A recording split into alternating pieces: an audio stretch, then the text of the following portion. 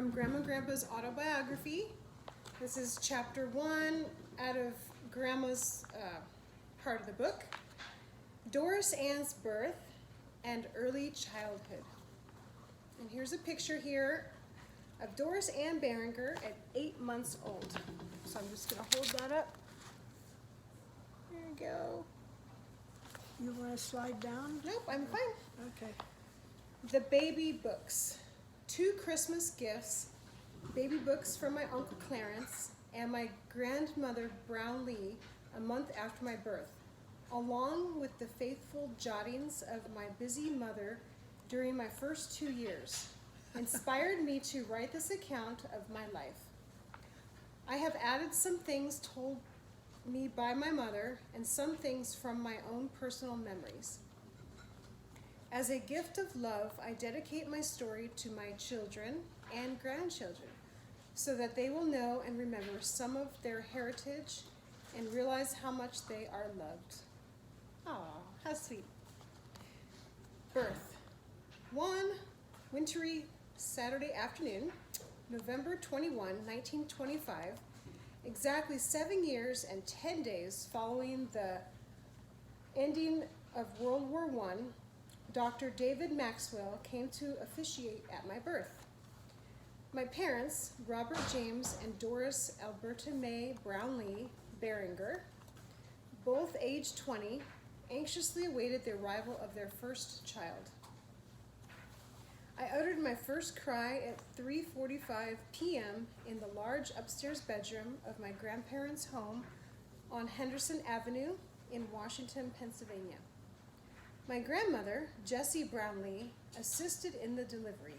Oh, I weighed in at 8.5 pounds. 8.5. 8.5. What little hair I possessed must have been very light, for I appeared quite bald for some time. A lock of my hair, tucked away in my baby book, was a golden brown hue. I had medium brown hair as I grew older. My eyes, always blue, favored my father. "It's a girl," Dr. Maxwell announced to Mother, and she smiled wanly. My father, waiting anxiously downstairs, heard the news from Grandma.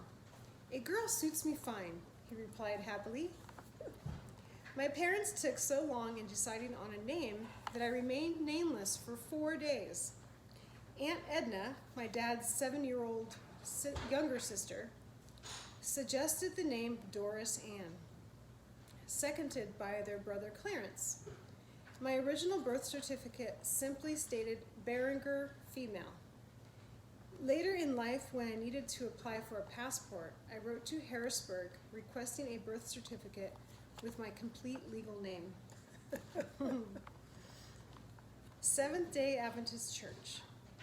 On a cold December morning, just a week before Christmas, when I turned 4 weeks old, my mother took me by streetcar to the Seventh-day Adventist Church in Washington, Pennsylvania, then located in the western part of town.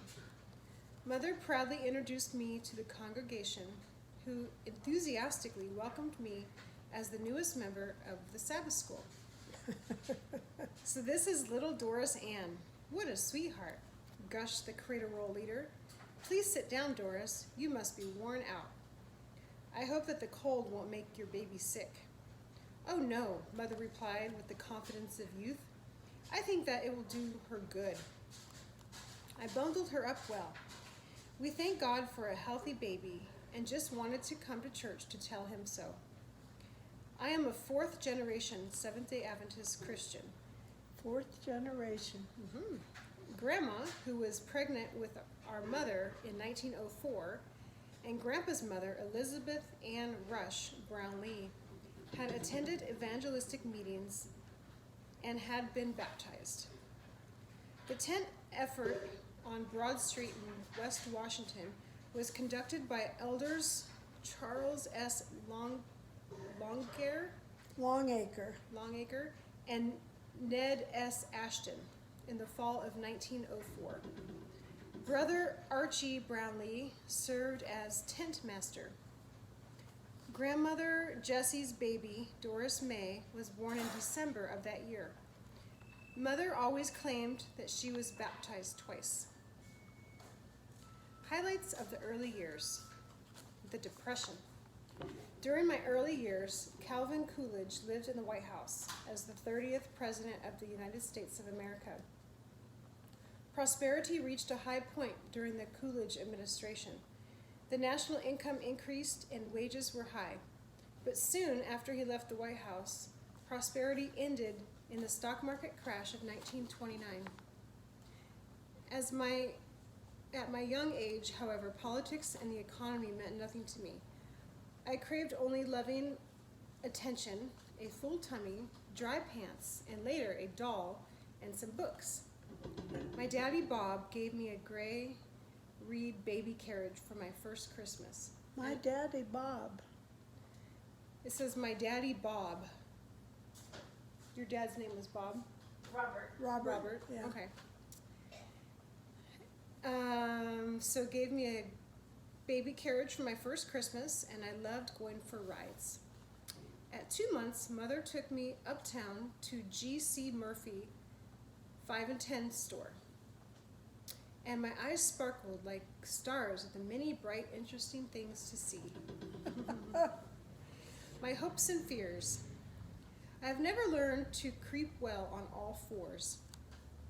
At 3 months, I could stand with help. I walked a bit after 12 months, but feared falling. Each time I fell, I screamed for sympathy. I didn't walk alone until 13 months.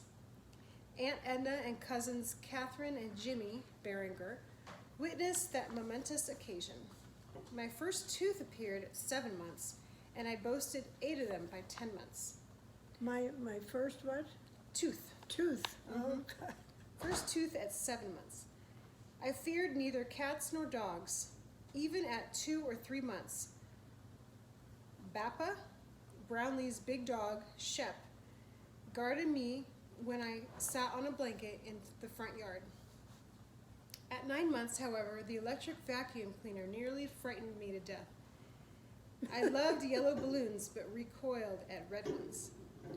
So here's a picture of you sitting with faithful Shep, the dog. Here you go. So I'll just put the picture up there. Okay. I loved shoes. I first wore shoes, size 0, at 3.5 months. They sported 3 buttons and a white ribbon through the top. At 2 years, I wore size 6.5. At 5 years, 11.5B. Later, I wore black patent leather slippers with a strap, Mary Jane style. Each Christmas, I hoped for a new pair and also new bedroom slippers. My feet have always been long, slim, and hard to fit. I remember the magical x-ray machine in the shoe store, showing the bones in my feet. It helped one find the right size shoes, but also exposed the body to harmful radiation, the reason the machines are no longer in use. Interesting. My first birthday party. My first birthday party was a family affair. Guests included great-grandmother Morgan, grandmother Berenger, and Aunt Edna, age 8.5. Yeah, she was just a few months older than I was. Grandmother and grandfather Brownlee, Aunt Talitha, and mother and daddy. Great-grandmother Batson sent a lovely doll and a little quilt. Mother baked a chocolate cake with pink icing, topped with a large pink candle. Even today, I love chocolate and the color pink with a blue close second. Communicating. And there's a lot of pictures here. Is that a Picture right here. Oh, okay. So here's a picture of Grandma, all ready to go at 18 months. That top one. And then the pictures on the bottom, from left to right. There's Doris Ann with her parents, Doris and Bob Berenger. And then the 4 generations, Doris Ann at 18 months, her mother Doris, great-grandmother Batson, and grandmother Brownlee. And then on the far right, her mother often took Doris Ann, age 3 here, to visit her Brownlee grandparents. So I'll hold that up for a little bit. There you go.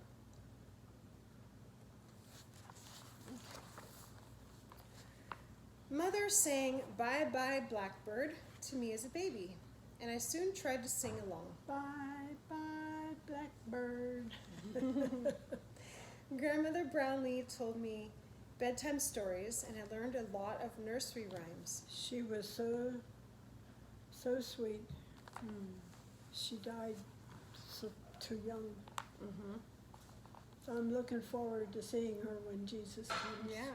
How old was she when she died? I don't know here. Okay. My memory isn't so hot. It'll probably say so later on. So Grandma Brownlee told me bedtime stories, and I learned a lot of nursery rhymes.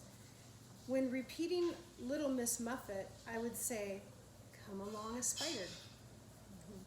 Talking came pretty naturally.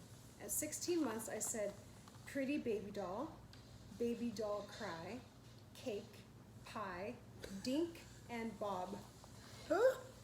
Dink and bob. Wonder who Dink was. I don't know. Mother recorded that I held telephone conversations saying, "Tita works at telephone office and says, 'Number, please.'" Mother wrote, "When I smack her, she says, 'I won't have it.' I had her upstairs, and when I told her to hurry, she said, 'You go downstairs and leave me up here by myself.'" Rather long sentence for 2 years, 3 months. I possessed an imaginative and inquisitive nature. Our Locust Avenue home. We often visited our grandparents' homes, but lived independently. The first home I remember, at 272 Locust Avenue in Washington, Pennsylvania, sat perched on the high side of the street. Concrete steps and a walk led to our kitchen entrance, and wooden steps led to the front door and porch shared by 2 families. I've been in that kitchen. My parents rented half of the house owned by Mother's Aunt Maggie and Uncle Ed Thomas, who actually lived on a farm. We had 2 bedrooms and a bath upstairs and a living room, a small sunroom, and a kitchen downstairs. Mother shared the laundry room with the other tenants and always washed on Mondays. A streetcar clanged past our house every 20 minutes or so, but we soon became oblivious to the sound. Saturday nights without Dad. We often walked the few blocks to Behringer's Meat Market, where my dad worked at the time. His mother and younger siblings and grandmother Morgan, who died when I was 3, lived above the store. That was yeah. Saturday evenings without Daddy seemed long and lonely, so Mother often took me to 188 North Main Street to visit with the relatives. Grandmother With the what? to visit with relatives. A house on Main Street.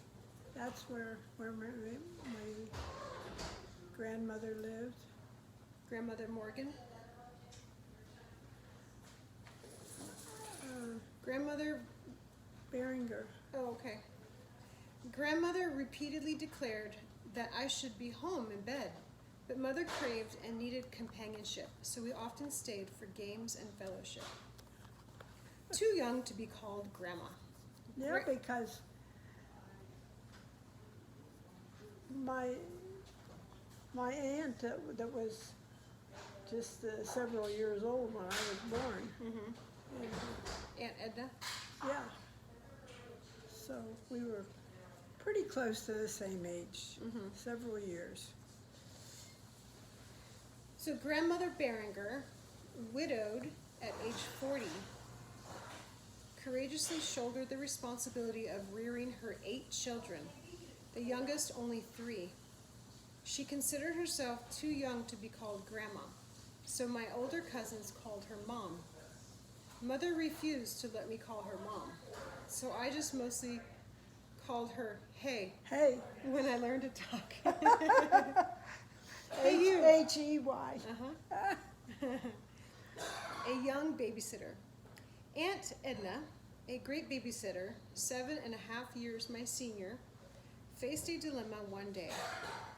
The doorbell rang halfway through my diaper change, so she hid me behind the living room chair until the visitor had gone.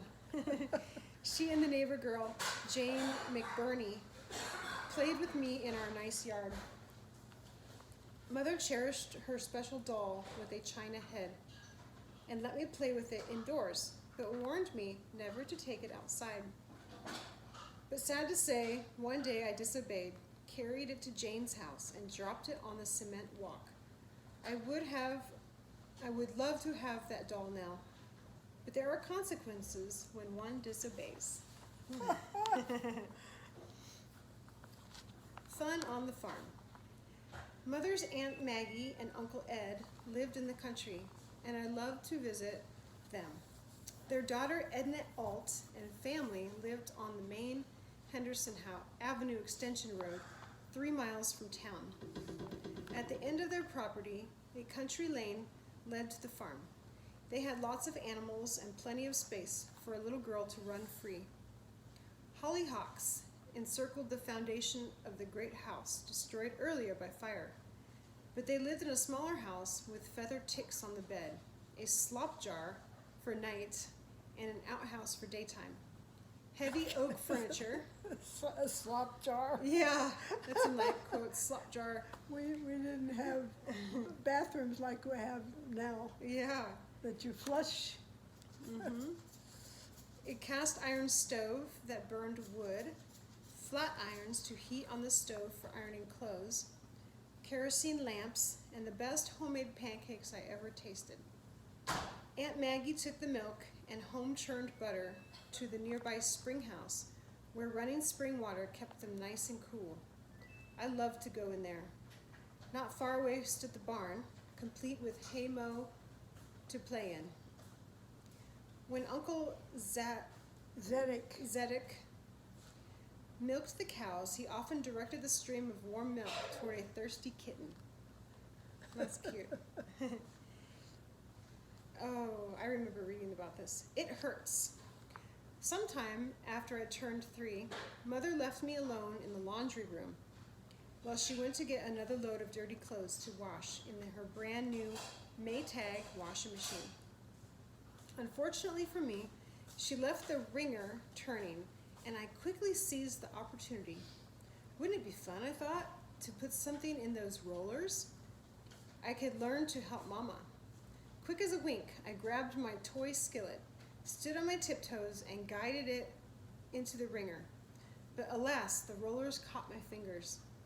I screamed, "Mama, Mama," as the powerful machine lifted my little body into the air. It took my left arm as far as my elbow. Mother came running, quickly hit the release to separate the hand rollers, and freed my arm. "My poor baby," she cried. "I'm so sorry. Why didn't I turn it off or pull the plug?" She cradled me in her arms. "It hurts," I sobbed. Mother sobbed too, then sprang into action and called the family doctor. "I will never use that washing machine again," she declared. She quickly exchanged it for one with soft rollers. Dr. Maxwell stitched up my wounds. An infection developed. When I went to have the dressings changed, the doctor asked, Who came to visit me today, Doris, Anne or Annie?" I didn't like him to call me Annie, so I always tried to please. As my elbow healed, it hurt to stretch my arm out straight, so I preferred to leave it bent. "Doris Ann, I'll give you a nickel if you'll push this little wheelbarrow around my office," the doctor offered during one visit. Goody, I thought. I can buy an ice cream cone. I tried to collect the nickel by pushing with a bent arm. "Oh, no you don't, young lady," Dr. Maxwell shouted. He grabbed my arm and straightened it forcibly. Of course it hurt, and of course I cried, but I know now that he did it for my own good. My arm looks nearly like my right one now, except for a small scar near the wrist and a larger inner and outer scars at the elbow.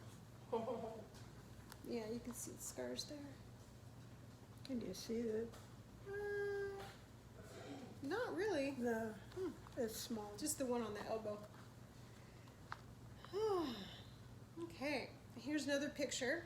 Doris Ann at age 4 or 5, wearing a dress made by her mother. It's a cute little haircut. Cute short hair. Age 4 or 5.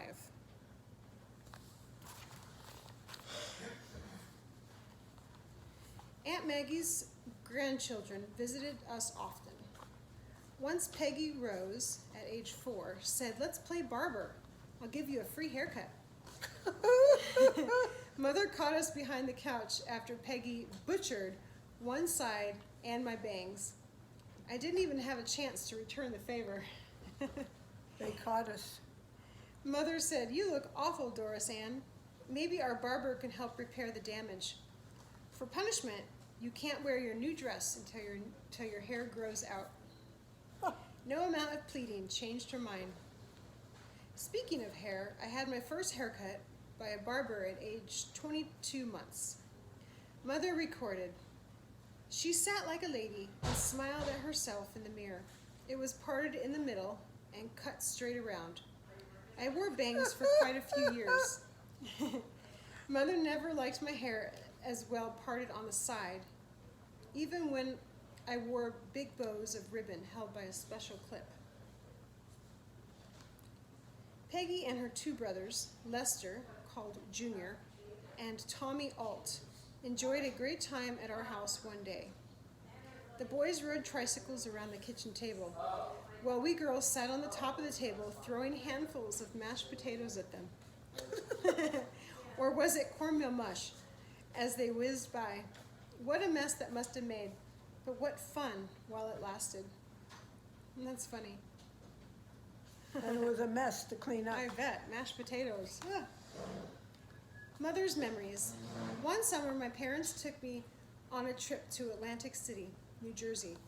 As a 3-year-old, I enjoyed watching the ocean from the beach, but feared being knocked down by the waves when in the water. Every time I saw a wave coming, I ran for shore, much preferring the motel pool. I still cherish the 2 little scalloped Bavarian china dishes with bird and flower designs, given me there by a friend of my parents. The winter I turned 4, I made a scrapbook colored and pasted. I embroidered a cushion top in cross stitch and made several quilt patches of 4 squares. I made doll clothes too. I guess Mother's sewing and artistic talents rubbed off on me. Wow, you're doing that at age 4? That's pretty good. Persistence doesn't always pay. I learned a lesson the hard way while still quite small. So determined to get Mother to agree to something that I wanted desperately, I refused to take no for an answer and kept yammering. Totally exasperated, Mother shouted, "If you don't stop, I'll let you have this paintbrush." I didn't heed the warning. From her uncomfortable position under the kitchen table, where she had hopped to finish painting the table legs, she hurled the paintbrush straight at me. I blubbered, "Look what you've done. You've got paint all over me and my playsuit." It cost her valuable time to rectify the damage, but it served as a real learning experience for me. So went my early childhood.